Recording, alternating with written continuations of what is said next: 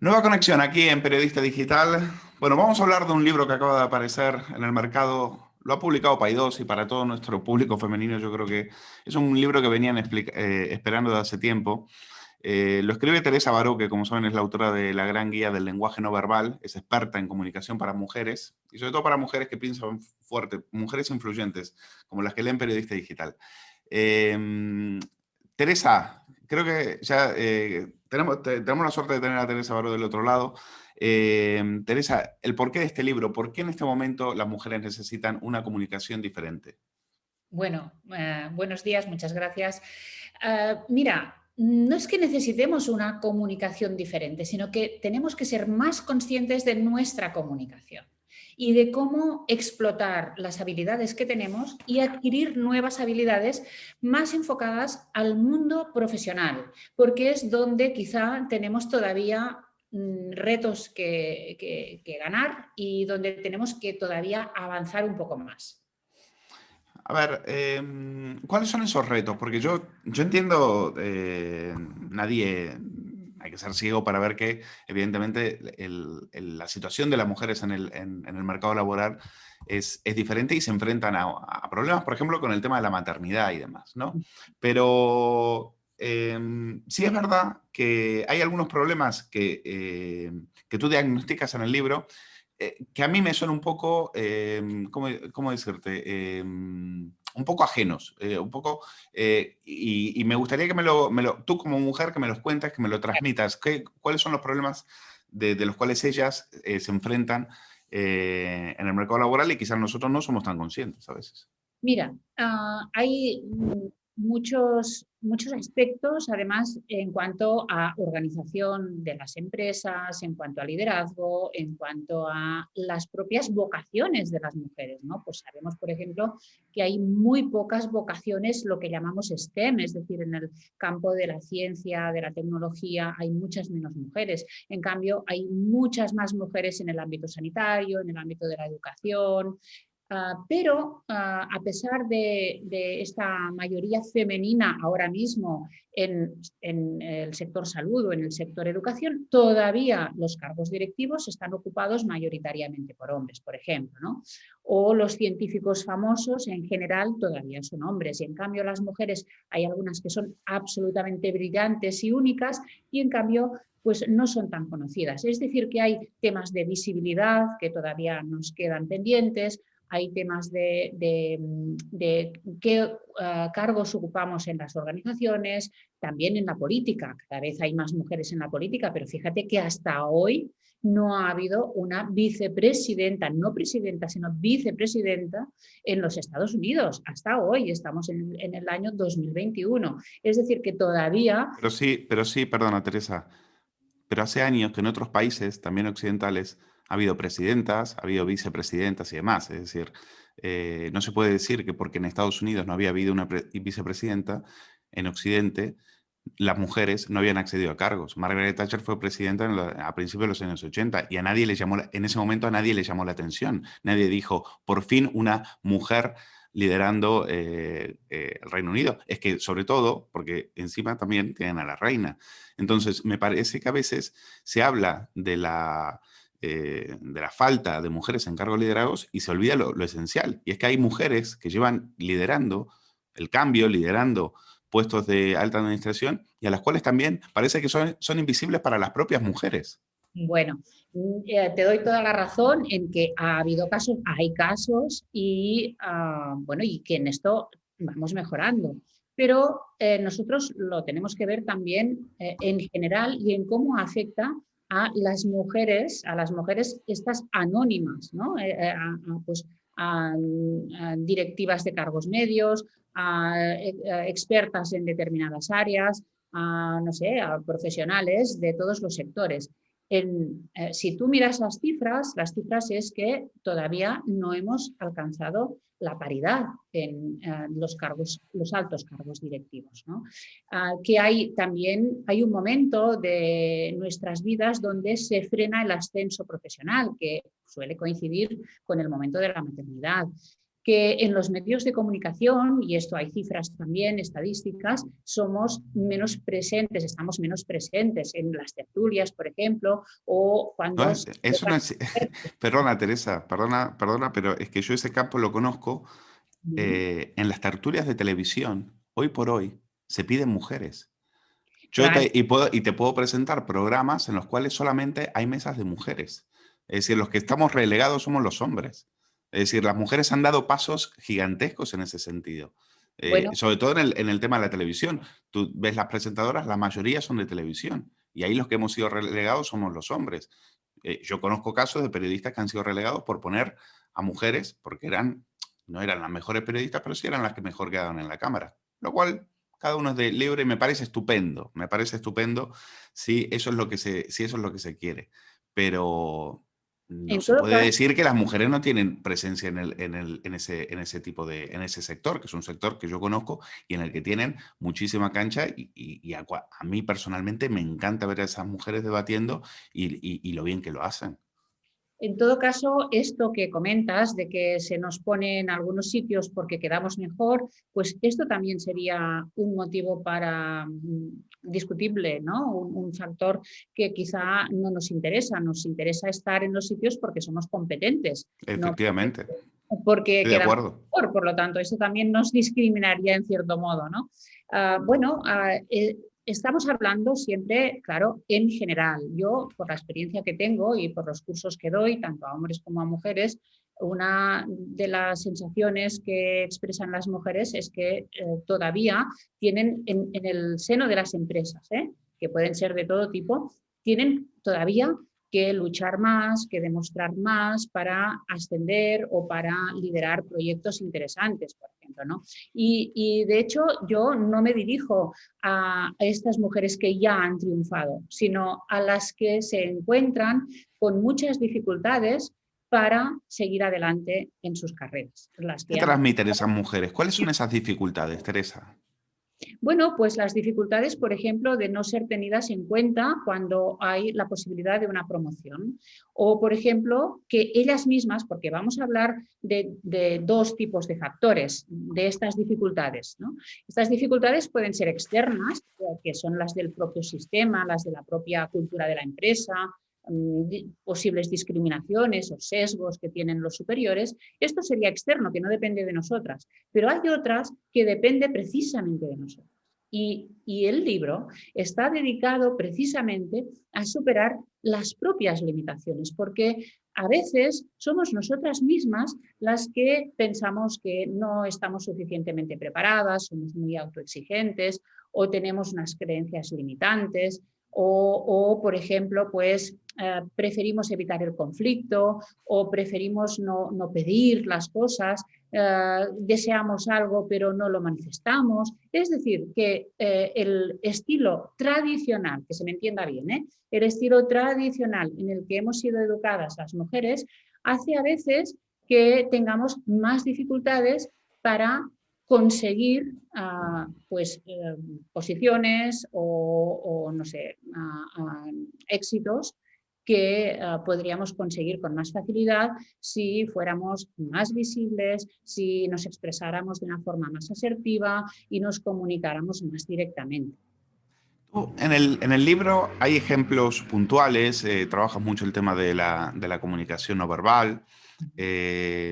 Dices, hay algo que sí me llamó la atención, porque es verdad que hace años, los que ya peinamos canas, nos acordamos de que sí que había una cierta masculinización en las mujeres, sobre todo lo ves en las películas, por ejemplo, de los años 80 o principios de los 90, donde las mujeres, sí que ves las mujeres de la alta dirección que sí están más masculinizadas. ¿Cuáles son tus recomendaciones puntuales en ese sentido? Para no Algunas que nos puedas dar bueno, y el resto que vayan a comprar el libro. mira, recomendaciones es no hay que masculinizarse en el sentido tradicional. Es que aquí tendríamos que ver qué quiere decir femenino y qué quiere decir masculino. Esto sería lo primero, ¿no? Sí. Pero si partimos de los estereotipos, de los patrones tradicionales, yo diría que una mujer no tiene que masculinizarse. Una mujer puede ser como ella quiera, más femenina, más masculina, o depende del momento, porque aquí las personas que triunfan en comunicación, ¿cuáles son? Las personas que saben adaptarse al entorno, al interlocutor y a sus objetivos. Por lo tanto, una mujer puede ser tierna, empática, dulce, femenina en este sentido, cuando quiera, siempre que considere que esto no va a ser malinterpretado. Y en la empresa esto a veces es malinterpretado, porque el mundo de la empresa y de la política se rige por unos patrones que no tienen nada que ver con el mundo de la familia, por ejemplo, o el mundo de la pareja. Entonces, yo lo que aconsejo a las mujeres es que entiendan bien en qué entorno se muevan, que observen y en función de cómo es su interlocutor, adopten un tipo de comunicación u otro. Si hay un momento en que tenemos que ser firmes, seguras, serias y autoritarias, pues no tenemos que tener ningún problema en adoptar estas posiciones. Y en otros momentos tendremos que ser muy amables, tiernas, dulces, y esto también funcionará. Pero una de las carencias que tenemos a veces las mujeres es que no sabemos ponernos en estos zapatos de la líder firme, segura y que reclama sus derechos y que exige un respeto y ser escuchada. Esto es lo que a veces nos falla más. Y en el libro pues doy pistas de cómo hacerlo, tanto verbalmente como no verbalmente, porque tenemos, y eso no lo sabemos, no somos conscientes, las mujeres tenemos un patrón de comunicación verbal, de uso de la palabra, que es muy distinto al de los hombres. Por ejemplo, utilizamos mucho más la autodisminución, las expresiones dubitativas, precisamente para no parecer agresivas, porque cuando somos firmes parece que somos agresivas y esto nos molesta, incluso a las propias mujeres. Teresa, ¿qué hay que hacer en caso, esto sí ha pasado, es decir, esto lo he visto yo con casos de acoso laboral, acoso sexual, y algunas compañeras que en ese momento no se atrevieron a contarlo o esperaron un tiempo, que creyeron que callando era más prudente. ¿Cuáles son tus recomendaciones en ese aspecto? Mira, en eso también afortunadamente ha cambiado mucho la situación en estos últimos años y especialmente desde el movimiento que nació en Estados Unidos del Me Too. Es decir, que por lo menos, hemos cambiado la mentalidad y hemos pasado de ser, digamos, nosotras las que teníamos que avergonzarnos, hemos pasado a ser las víctimas y pues hemos tenido más valor para denunciarlo y para ponerlo sobre la mesa. En el mundo profesional esto es muy frecuente, además en todo tipo de organizaciones, incluso las que parecen más progresistas. Y lo primero es intentar frenarlo por la propia comunicación, mostrándonos firmes, hablando con la persona, diciéndole claramente que esto no nos gusta, nos incomoda, a los primeros síntomas, y que no vamos a consentirlo, pero si a pesar de todo esto no cesa y hay presiones o hay chantajes a veces, pues hay que denunciarlo dentro de la propia organización. Probablemente hay algún mecanismo dentro de la empresa para poder denunciarlo y si no, pues una denuncia formal en la policía, ¿no? Es decir, que lo primero es sentirnos seguras y no tener miedo. Y en el libro yo propongo incluso algunas frases, si no se te ocurre nada, pues algunas frases y algunos comportamientos para poder reaccionar, porque a veces lo que nos pasa es que nos quedamos paralizadas, ¿no? Sí, es así. Me alegra que digas lo de en organizaciones que presumen de progresistas, porque es verdad que el Me Too, por ejemplo, surgió en Hollywood, que es una organización que va de progresista, y menudos escándalos que tenían ahí desde hace, bueno, décadas y décadas. Ha habido partidos políticos muy progresistas, ONGs, y se han dado casos en todos los sitios. De eso, Teresa, ¿tú crees que sin intentar politizarlo, pero es que la dirigencia política utiliza también a la mujer en estos aspectos. ¿Crees que se está enfocando bien el tema de la igualdad de la mujer en el trabajo? De un punto de vista de dirigencia política, derecha, izquierda, me da igual. Ah, mira, no lo sé. Hay muchas medidas que se toman que son discutibles y además, bueno, incluso, pues como lo que digo yo en el libro, también es discutible porque hay muchas sensibilidades distintas. Yo pienso que hay mucho trabajo que hacer, hay mucho por recorrer, pero que a veces también nos excedemos, ¿no? En algunas medidas. Yo, por ejemplo, pues lo de las cuotas, pues es una medida muy discutible y muy discutida incluso por muchas mujeres, ¿no? Pero es que estamos en un mundo en que hay muchas perspectivas distintas acerca del rol de la mujer y incluso de la comunicación que tiene que adoptar la mujer, ¿no? Aquí te encuentras con mujeres que son empresarias y que son muy feministas, pero también están las feministas obreras, que son las que más sufren la discriminación y son las que más, las que peor lo pasan, ¿no? Porque al fin y al cabo, pues hay muchas mujeres que defienden el feminismo desde posiciones muy cómodas, ¿no? Tienen asistentas, tienen dinero, se pueden permitir muchos lujos y en cambio hay otras mujeres que lo están pasando realmente mal. Y estas probablemente son las que no tienen voz, son las que no se sienten representadas. O sea que es un tema realmente complejo este. Me identifico mucho con lo que estás diciendo, no puedo estar más de acuerdo. Y en relación al tema de las cuotas, absolutamente. Yo creo que las mujeres no necesitan cuotas, las mujeres necesitan demostrar lo que valen. Y las que valgan van a tener una oportunidad, no tengo duda.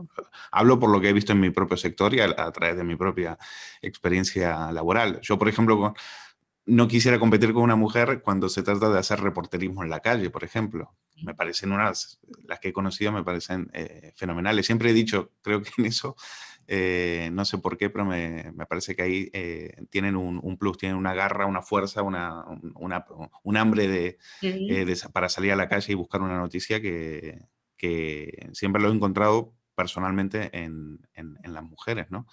Solamente lo que pasa que creo que quizás a veces se lo tienen que creer un poco más. Me da esa Bueno, mira, sensación. precisamente estabas hablando y yo pensaba esto. Las mujeres, es igual que los hombres, tenemos talento, tenemos conocimientos, experiencia, valemos, pues, y para unas cosas y para otras no, ¿eh? Esto como todo el mundo.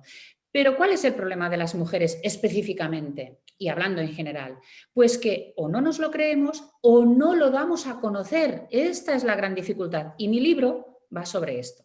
Mi libro va sobre técnicas de comunicación para mujeres que valen mucho y a veces no son reconocidas porque no lo saben vender. No se saben vender dentro de las organizaciones.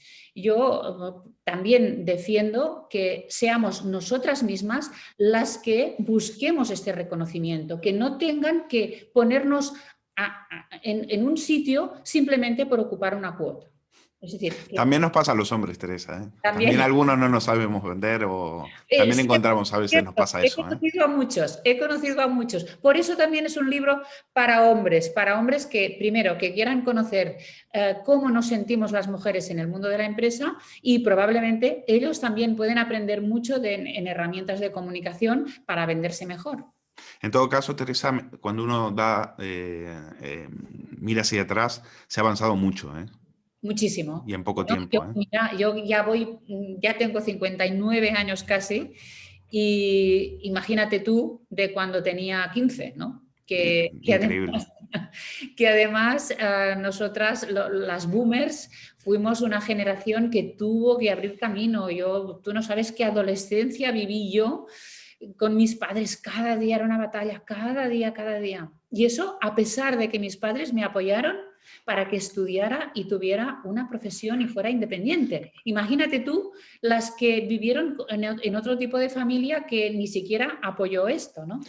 O sea No, que, por eso el ejemplo, ¿no? Sois un ejemplo y me parece que las generaciones jóvenes deberían tomar ejemplo de eso en lugar de salir los 8 de marzo a decir hombre muerto, abono para mi huerto, o quiero llegar sola y borracha a casa.